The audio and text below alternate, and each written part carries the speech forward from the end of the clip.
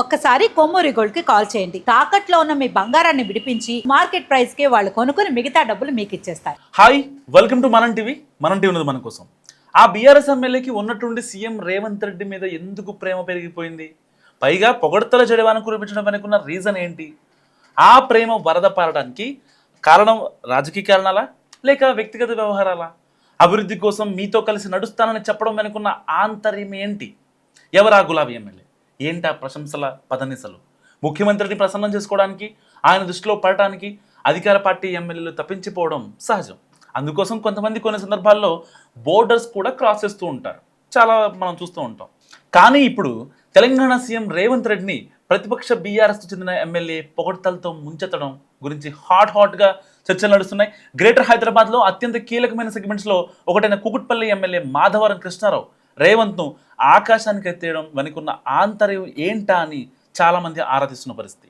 ఆ మధ్య కుకుట్పల్లి నియోజకవర్గ పరిధిలో జరిగిన ఒక బహిరంగ సభలో ఎమ్మెల్యేని గట్టిగానే టార్గెట్ చేశారు రేవంత్. కేసీఆర్, కేటీఆర్, హరీష్ రావు, ఎర్రబెల్లి దయాకర్రావును ఉద్దేశించి విమర్శిస్తున్న క్రమంలో మాధవరంను కూడా కలిపేశారు ముఖ్యమంత్రి రేవంత్ రెడ్డి. అలాగే 2-3 సభల్లో మాధవరం కృష్ణారావు పేరు ప్రస్తావించి మరీ తిట్టిన బీఆర్ఎస్ ఎమ్మెల్యే రియాక్ట్ అవ్వలేదు అసలు. కానీ అదే సమయంలో తనపై ఆరోపణలు చేసిన తెలంగాణ జాగృతి అధ్యక్షురాలు కవితకు స్ట్రాంగ్ కౌంటర్ ఇచ్చారు మాధవరం. దాంతో ఏదో ఒక సందర్భంలో సీఎం వ్యాఖ్యల మీద కూడా రియాక్ట్ అవుతారని అనుకున్నారంతా. కానీ ఇప్పుడు ఆయన వ్యవహార శైలి అందుకు పూర్తి భిన్నంగా ఉంది.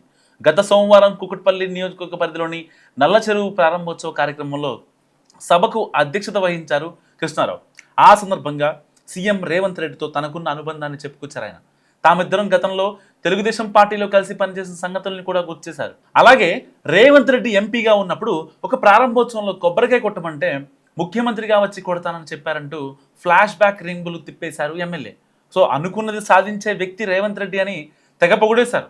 అక్కడితో ఆగితే అది వేరే సంగతి. కానీ ప్రసంగం చివరిలో అభివృద్ధి పరంగా తాను ముఖ్యమంత్రితో పాటు కలిసి నడవడానికి సిద్ధంగా ఉన్నానని కొసమెరుపు మాటలను చెప్పడం చుట్టూనే ప్రస్తుతం పొలిటికల్ చర్చలు జరుగుతున్నాయి. అదే సమయంలో అంతకుముందు 2 సందర్భాల్లో మాధవరం కృష్ణారావును తీవ్రంగా విమర్శించిన రేవంత్ ఈ మీటింగ్లో ఒక్క మాట కూడా అనలేదంటూ ఎమ్మెల్యే అనుచరగణం కూడా హ్యాపీగా ఉందట. సో నోరు మంచిదైతే ఊరు మంచిదవుతుందన్న సామెతను గుర్తు చేసుకుంటున్నారు. అది మాత్రమే కాకుండా ఈ సభలో రేవంత్ రెడ్డి బీఆర్ఎస్ పెద్దలు ఎవరిని విమర్శించలేదని కూడా గుర్తు చేస్తున్నారు. మిగతా ఏ మీటింగ్స్లో అయినా సరే బీఆర్ఎస్ ముఖ్యుల మీద తీవ్రంగా విరుచుకుపడే ముఖ్యమంత్రి ఇక్కడ మాత్రం మాధవరం కృష్ణారావు తీసుకున్న జాగ్రత్తల వల్లే ఏమీ అనలేదని విశ్లేషిస్తున్నారు. అదంతా ఒక ఎత్తు అయితే కుకుట్పల్లి ఎమ్మెల్యే ఏం తక్కువైనడు కాదని ప్రస్తుతం తన కొడుకు సంబంధించిన రియల్ ఎస్టేట్ వ్యాపారం అండ్ కంపెనీలు దెబ్బతినకుండా ఉండడం కోసమే సో సీఎం మీద పొగడ్తల వాన కురిపించారంటూ కూడా చాలామంది మాట్లాడుకుంటున్న పరిస్థితి.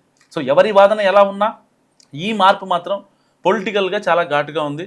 ఎందుకంటే బీఆర్ఎస్ యాక్టివ్గా లేదు కాబట్టి సో యాక్టివ్ అవ్వదేమో అన్న ఒక ఉద్దేశంతో ఆయన మాట్లాడారా, లేదా నిజంగానే రేవంత్ రెడ్డితో అభివృద్ధి పదంలో నడవడం తనకి ఇష్టమై మాట్లాడారా, లేదు ఆయన కొడుకు కోసం ఆయన కొడుకున్న బిజినెస్ల కోసం మాట్లాడారా అన్న విషయం ఇప్పుడు తేలాల్సి ఉంది. మీరేమనుకుంటారు? మస్తు కామెంట్ చేయండి.